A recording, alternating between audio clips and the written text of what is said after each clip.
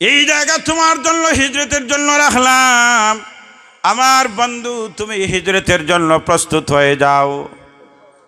বিশ্বনবী রহমতুল্লিল আলামিন আবু বকর সিদ্দিক রাদিয়াল্লাহু তাআলা কে বললেন, আবু বকর রে, হিজরতের ঘোষণা আসবেই, তুমি প্রস্তুত থাকবা হিজরতের সাথী তুমি আবু বকর। আবু বকর সিদ্দিক রাদিয়াল্লাহু তাআলা নবীজির শুধু হিজরতের সাথী না, আবু বকর বিশ্ব নবীজির শৈশবের বন্ধু, আবু বকর নবীজির কৈশোরের বন্ধু, আবু বকর নবীজির বাল্যকালের বন্ধু, আবু বকর নবীজির যৌবনের বন্ধু। ইসলাম কবুল করেছেন আমার নবীর সফরে হজরে হাটে মাঠে গাঠি সর্বত্র একজন সাথী ছিলেন, বন্ধু। তিনি হলেন আবু বকর সিদ্দিক রাদিয়াল্লাহু তাআলা আনহু। আবু বকর সিদ্দিক রাদিয়াল্লাহু তাআলা আনহু এত দামি সাহাবী, পৃথিবীর মধ্যে দুনিয়াতে থাকা অবস্থায় দুনিয়ার মানুষের মধ্যে উম্মতের জন্য উম্মতের মধ্যে দুইজন মানুষকে আল্লাহ সরাসরি সালাম প্রেরণ করেছেন। দুনিয়ার মধ্যে আদম পয়গম্বর থেকে উম্মত থেকে নিয়ে আমার নবীর কিয়ামত পর্যন্ত যত উম্মত দুনিয়াতে আসবে, সবগুলি উম্মতের মধ্যে দুইজন উম্মতকে, দুইজন বান্দা বান্দিকে আমার আল্লাহ আরশের মালিক আল্লাহ সালাম প্রেরণ করেছেন দুনিয়াতে থাকা অবস্থায়। এর মধ্যে একজন পুরুষ আর একজন নারী। পুরুষ যিনি, তার নাম হলো আবু বকর সিদ্দিক রাদিয়াল্লাহু তাআলা আনহু।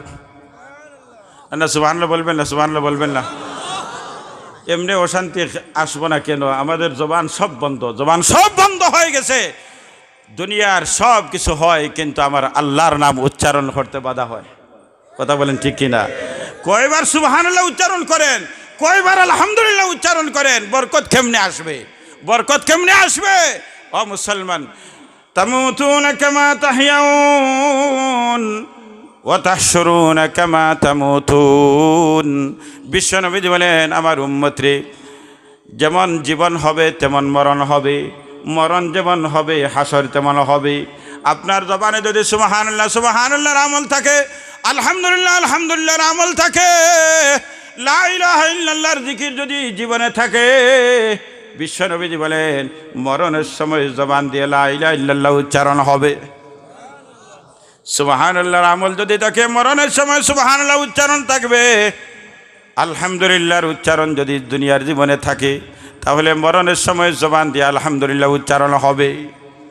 এই জন্য আমরা অভ্যাস বানাই আমাদের জবান দিয়ে সুবহানাল্লাহ সুবহানাল্লাহ, মহব্বতে বলেন সুবহানাল্লাহ সুবহানাল্লাহ সুবহানাল্লাহ। অন্ততপক্ষে ডেইলি প্রতিদিন ফজর পরে, আর যদি না হয় তাহলে 100 বার সুবহানাল্লাহ সুবহানাল্লাহ উচ্চারণ করবেন। পারবেন তো ইনশাআল্লাহ?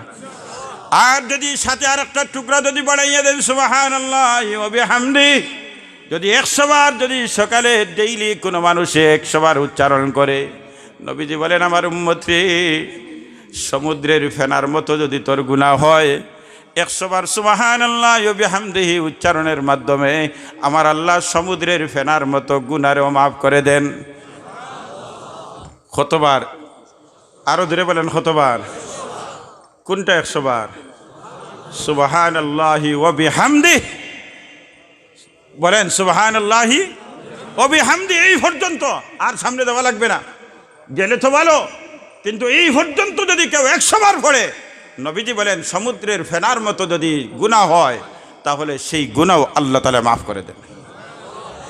সুবহানাল্লাহি ওয়া বিহামদিহি 100 বার জপতে উচ্চারণ করতে সময় লাগবে 2 ঘন্টা। কি মনে করেন? মাশাআল্লাহ, হিসাব ঠিক আছে।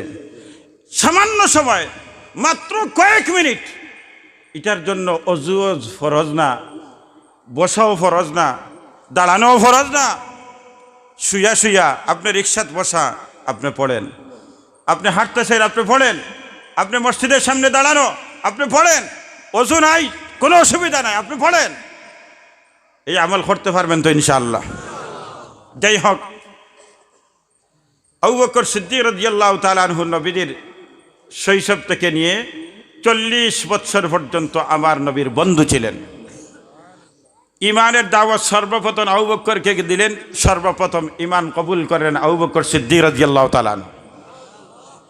সেই আবু বকর এমন দামি হইলেন দুনিয়াতে থাকা অবস্থায় আরশের মালিক আল্লাহ জিবরিলকে বললেন, যাও আমার বন্ধুর কাছে, আমার বন্ধুর সাহাবী আবু বকর কুহাফার ছেলে আবু বকরের কাছে আমার সালাম দিয়ে আসো। এই সাইডওয়ালা বড় দুর্বল দেখা যায়, সুবহানাল্লাহ। দেখি ডাইন সাইডওয়ালা সুবহানাল্লাহ বলেন, এখন বাম সাইডওয়ালা সুবহানাল্লাহ বলেন। পাওয়ার দেখা যায় দুই সাইড একত্রিত অবস্থায় বলেন। মজা লাগছে, মজা লাগছে। সুবহানাল্লাহ বললে বাটে বলবেন। দুনিয়াতে থাকা অবস্থায় দুইজন মানুষকে আল্লাহ সালাম দিলেন, একজন পুরুষ আর একজন নারী। পুরুষ যিনি, তার নাম হলো কুহাফার ছেলে আবু বকর সিদ্দিক রাদিয়াল্লাহু তাআলা আনহু।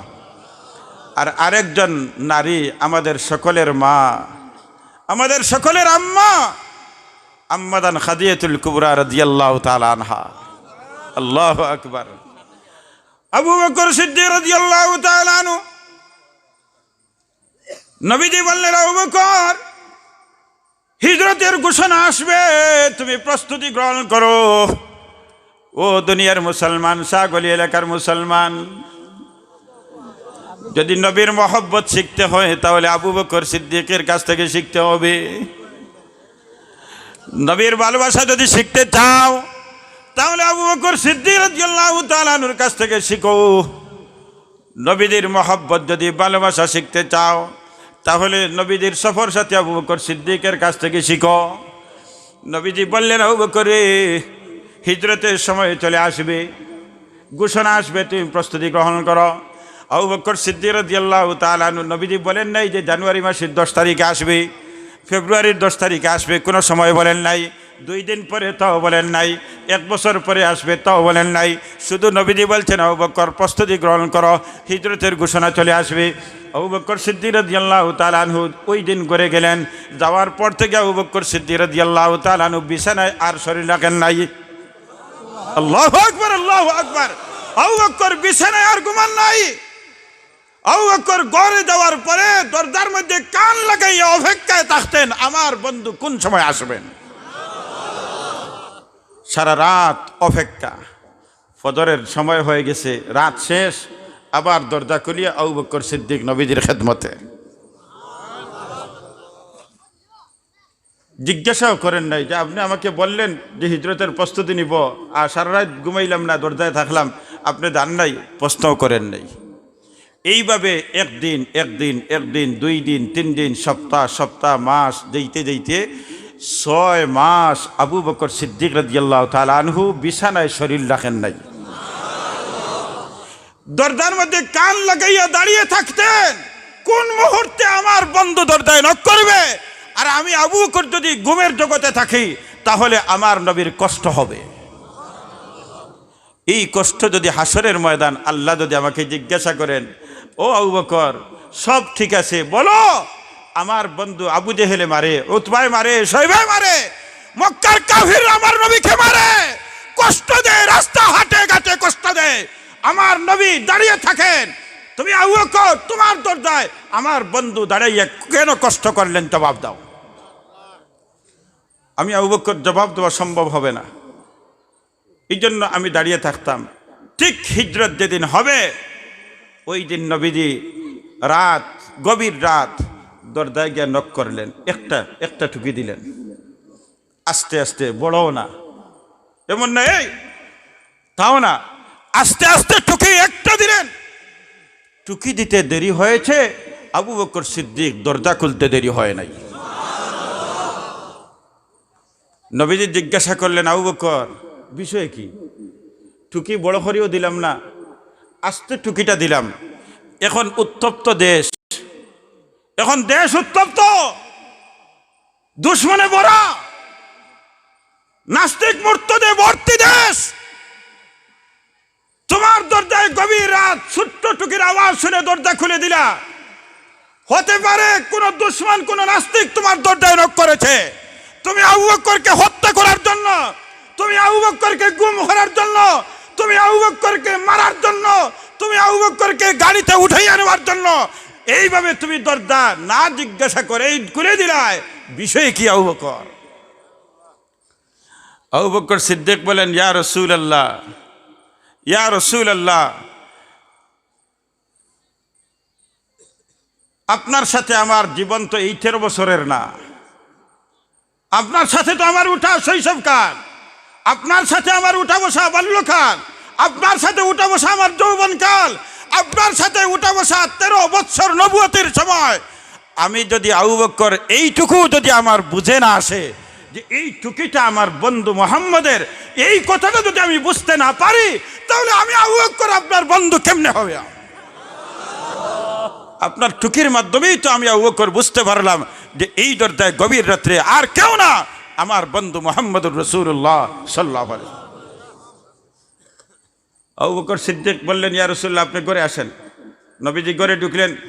ঢুকার পরে নবীজি বললেন, আবু বকর, তোমার ঘরের পরিবার পরিজন যারা, তারা সবাই, তাদেরকে একটু তুমি আড়ালে নিয়ে যাও, তুমি একটু দূরে রাখো।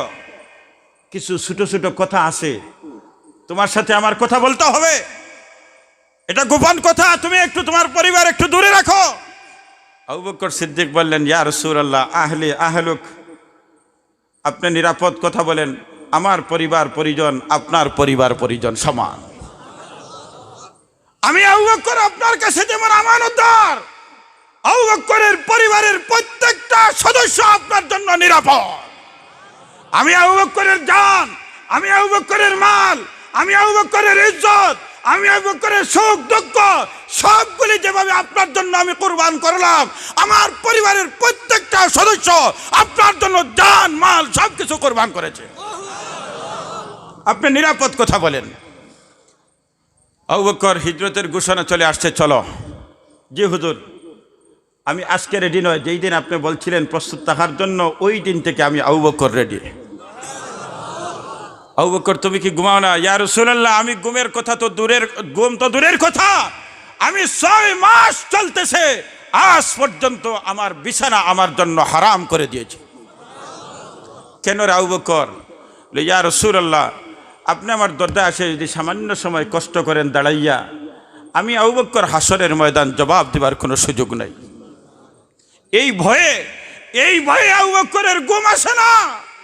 ও মুসলমান, আখিরাতের ভয় যদি কোনো ব্যক্তির, কোনো আল্লাহর গোলাম বান্দির কলিজায় থাকে, খোদার কসম করে বলতে পারি, ওই ব্যক্তি কোনোদিন বেইনসাফ করতে পারবে না, ওই ব্যক্তি কোনোদিন সুদ গ্রহণ করতে পারবে না, ওই ব্যক্তি কোনোদিন ঘুষ গ্রহণ করতে পারবে না, ওই ব্যক্তি কোনোদিন জিনা করতে পারবে না, ওই ব্যক্তি কোনোদিন দর্শন করতে পারবে না, ওই ব্যক্তি কোনোদিন চুরি করতে পারবে না, ওই ব্যক্তি কোনোদিন কোরআনের বিরুদ্ধে যেতে পারবে না, ওই ব্যক্তি কোনোদিন নবীর সুন্নতের বিরুদ্ধে হবে না, ওই ব্যক্তি কোনোদিন নবীর ইজ্জতে হস্তক্ষেপ করবে না, ওই ব্যক্তি কোনোদিন আল্লাহর বিরুদ্ধে যাবে না, ওই ব্যক্তি কোনোদিন মসজিদের বিরুদ্ধে যাবে না, ওই ব্যক্তি কোনোদিন কওমি মাদ্রাসার বিরুদ্ধে যাবে না, ওই ব্যক্তি উলামায়ে হক্কানির বিরুদ্ধে যাবে না, ইসলামের বিপক্ষে যাবে না, যদি আখিরাতের ভয় তার অন্তরে থাকে।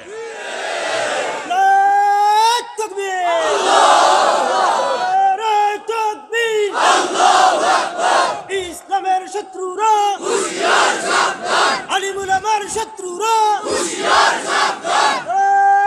তাকবীর।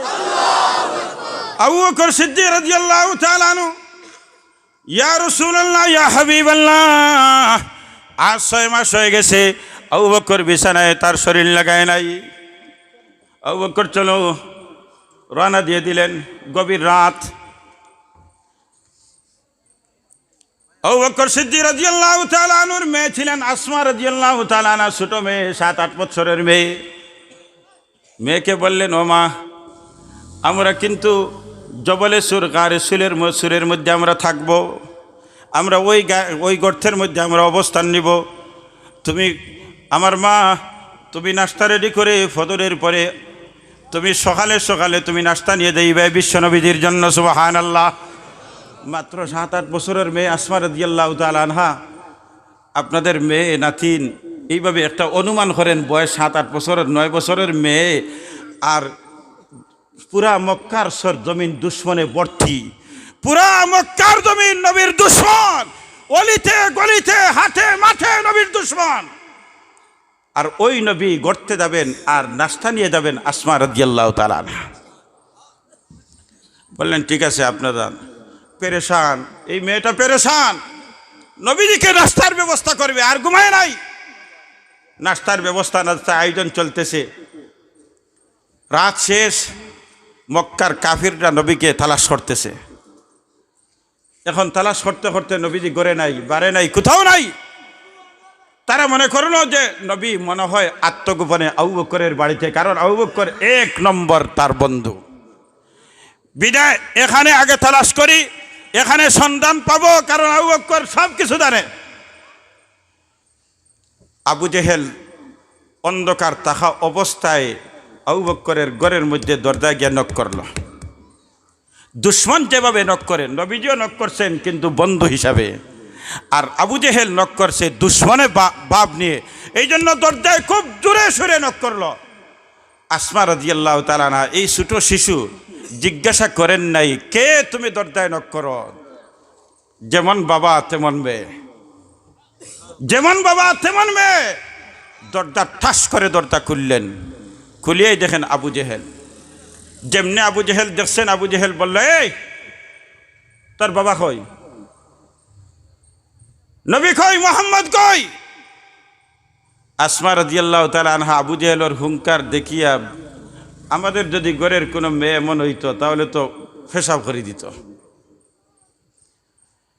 আসমা রাদিয়াল্লাহু তাআলা আনহা সিংহের মতো গর্জন দিলেন, বললেন, এই শোনো, আমি জানি আমার নবী কোথায়, আমি জানি আমার বাবা কোথায়, কিন্তু আমি তোমাকে বলবো না।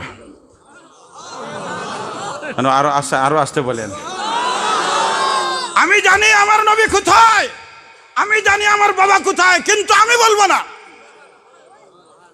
যেমনে আসমা রাদিয়াল্লাহু তাআলা আনহা বলছেন যে আমি জানি কিন্তু বলবো না, এক থাপ্পড়ে আসমা রাদিয়াল্লাহু তাআলা আনহার চোখ পর্যন্ত জখম হয়ে গেছে, রক্ত বের হয়েছে। আবু জেহেল কোনো জবাব পায় নাই, চলে গেছে। আসমা রাদিয়াল্লাহু তাআলা আনহা ব্যান্ডেজ দিলেন, কাপড় দিয়ে এই রক্ত বন্ধ করলেন।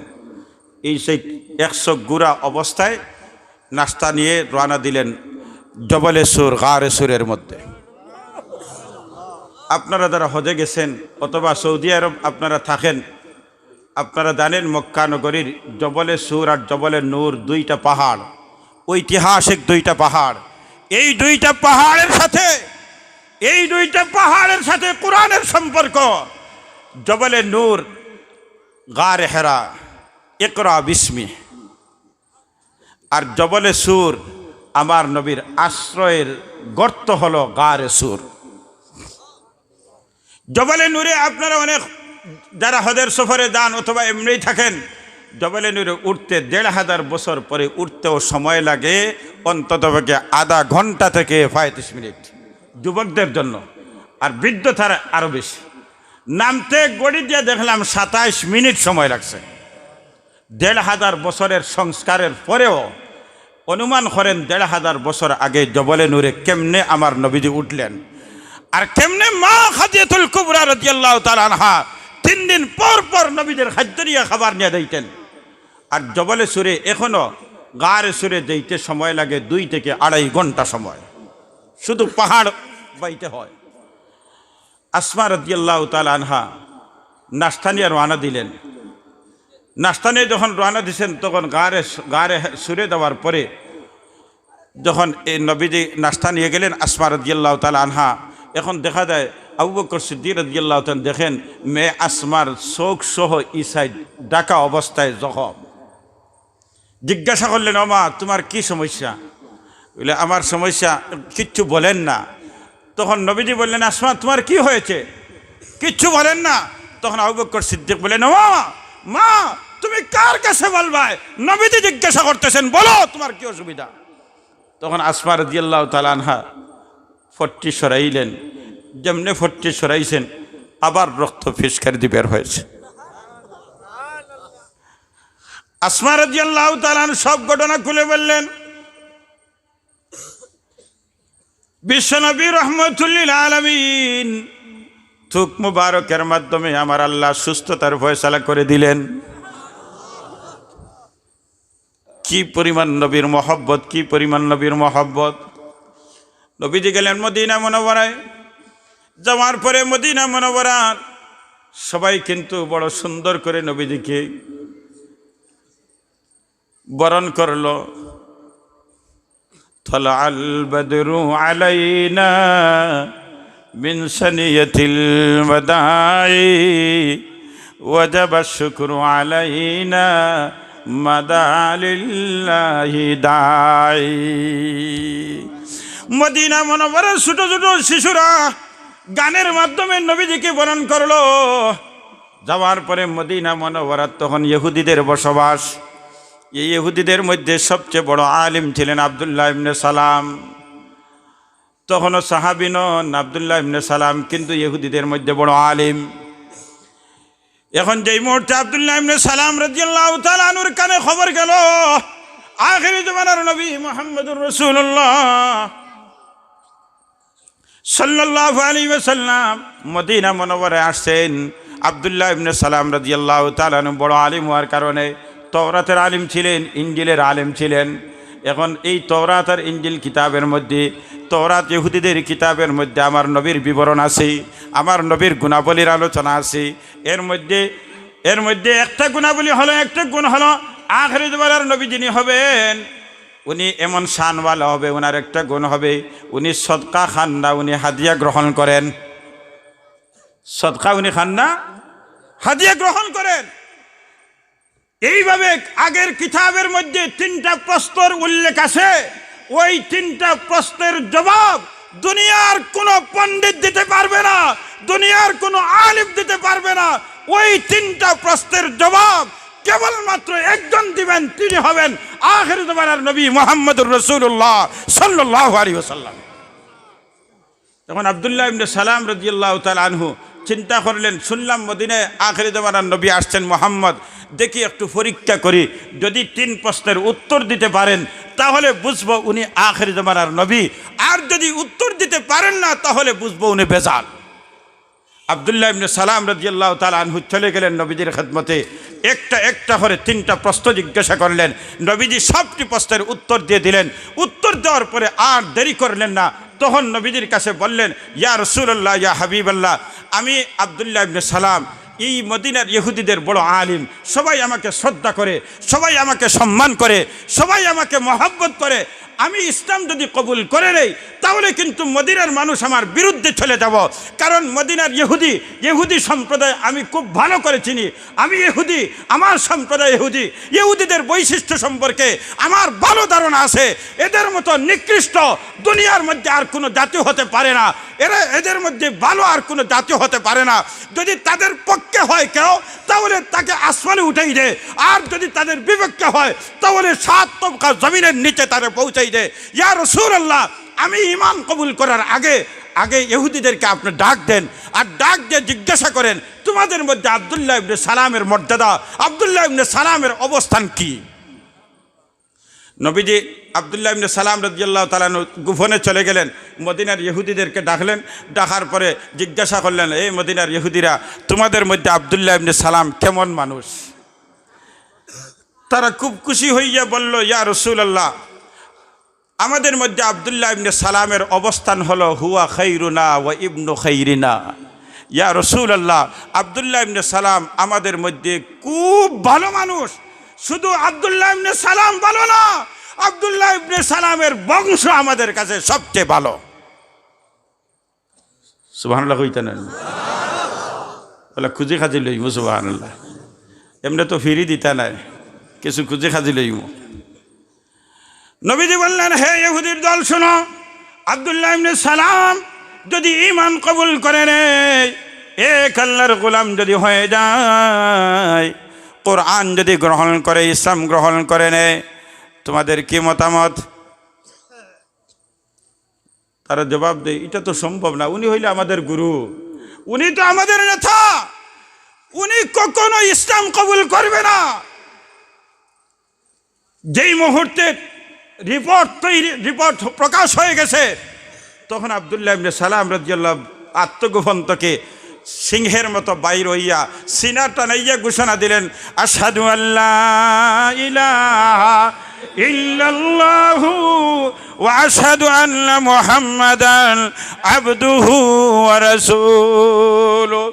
যে ইহুদিরা বলল হুয়া খাইরুনা ওয়া ইবনু খাইরিনা, আব্দুল্লাহ ইবনে সালাম শুধু না, তার বংশ আমাদের মধ্যে সবচেয়ে ভালো, ওই ইহুদিরা বলতে শুরু করলো হুয়া শাররুনা ওয়া ইবনু শাররিনা, ও মুহাম্মদ, আব্দুল্লাহ ইবনে সালাম আমাদের মধ্যে নিকৃষ্ট শুধু না, তার বংশকে বংশ আমাদের মধ্যে সবচেয়ে নিকৃষ্ট মানুষ। দেখছেন রিল কিভাবে উল্টেছে, এত সময় পক্ষে ভালো, আর চূড়া মুড়া মারছে, এখন গর্তনা মুড়াই দিত, ঠিক না, হয় গান মাঠ খাই দিব। এখন মুফতি, নতুন নতুন মুফতি আস্তে আস্তে বাহির হইরা, আমরা মাদ্রাসাত পড়িয়ে গিয়া গোল্লা খাইয়া আমরা আলিফবা শিখছি, আর হে বেটা গরব বইয়া 3 ভাষা শিখে লইছে, ঠিক না, কই তারা কোরআন হাদিস 2 টুকরা ভাইয়া আর মনে করেন বড় বড় আলিম, আমরা কিন্তু আলিম নাই। ও মুসলমান, খালি ইলিম হইলে কি আলিম বলা যায়? বলেন না, আলিম তো ওই ব্যক্তি যার ইলিম পরিমাণ আমল, তাকে আলিম বলা হয়। দাড়ির মাস্টার যখন জানবে, তখন দাড়ি মুখের মধ্যে গজানো, দাড়ির মুখে স্থান পাওয়া, এটা হলো আলিমের শান। যখন জানবে জুব্বা পরা সুন্নত, নিঃস্ব শাক পর্যন্ত পোশাক পরা সুন্নত, তখন আপনার গায়ে যদি নিঃস্ব শাক সুন্নতওয়ালা পোশাক হয়, তাহলে বোঝা যাবে আপনি আলিম। কিন্তু আপনি এমন আলিম হইলেন, 3 ভাষার আলিম, আপনার মুখে দাড়ি জায়গা পায় নাই, আপনারে সুদ থেকে বাঁচাইতে পারে নাই, আপনাকে জিনা থেকে বাঁচাইতে পারে নাই, আপনাকে হারাম থেকে বাঁচাইতে পারে নাই, আপনার বডিটাকে সুন্নতওয়ালা বানাইতে পারে নাই। আপনার ইলম আর আপনার মতো আলিম ইবলিস শয়তানের চেয়ে আরো নিকৃষ্ট। ও মুসলমান, এখন আব্দুল্লাহ ইবনে সালাম রাদিয়াল্লাহু তাআলা আনহু যেমনি ঘোষণা দিলেন, এখন সবাই দুশমন হয়ে গেল।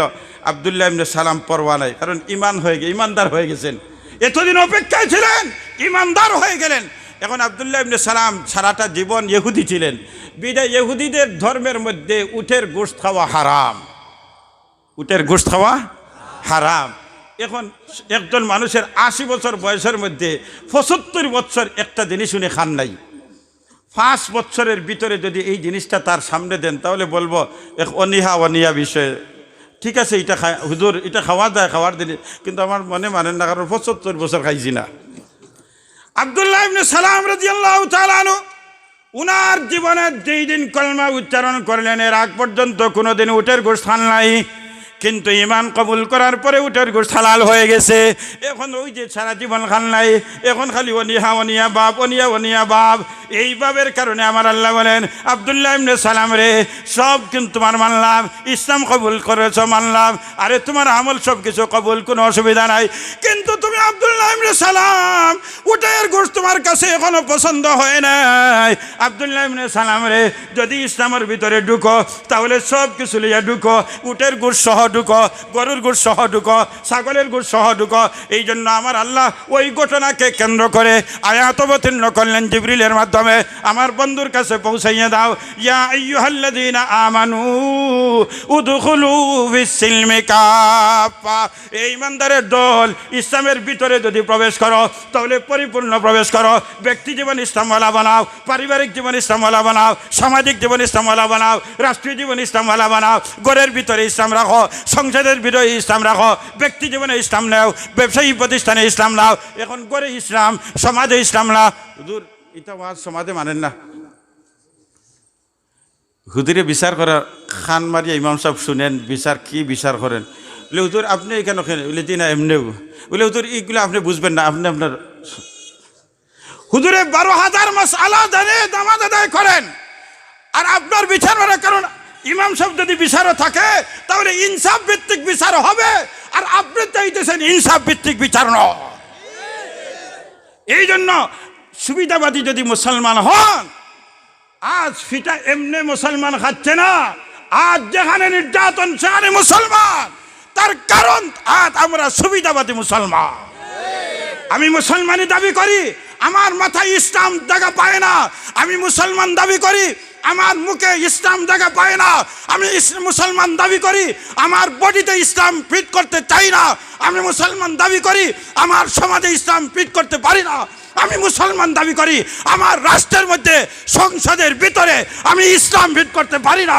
আমি মুসলমান দাবি করি সুপ্রিম কোর্টে আমি ইসলাম প্রতিষ্ঠা করতে পারি না। আমি মুসলমান দাবি করি হাইকোর্টে ইসলাম প্রতিষ্ঠা করতে পারি না। আজ এই কারণে সারা দুনিয়ার মধ্যে 150 কোটি মুসলমান হওয়ার পরেও আজ মুসলমানের উপর নির্যাতনের স্টিম রোলার চলতেছে।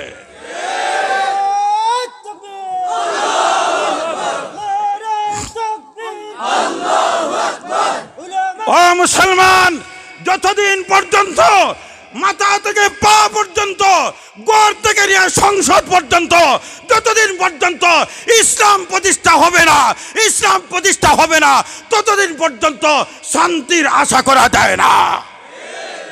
যদি শান্তি পেতে চাও, মুক্তি পেতে চাও, তাহলে ইসলামের ভিতরে ঢুকো, নিজের জীবনকে ইসলাম ওয়ালা বানাও, গড়কে ইসলাম ওয়ালা বানাও, সমাজকে ইসলাম ওয়ালা বানাও, রাষ্ট্রকে ইসলাম ওয়ালা বানাও।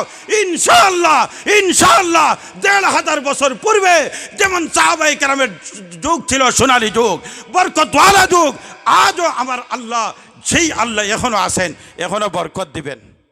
কথা বলেন ঠিক।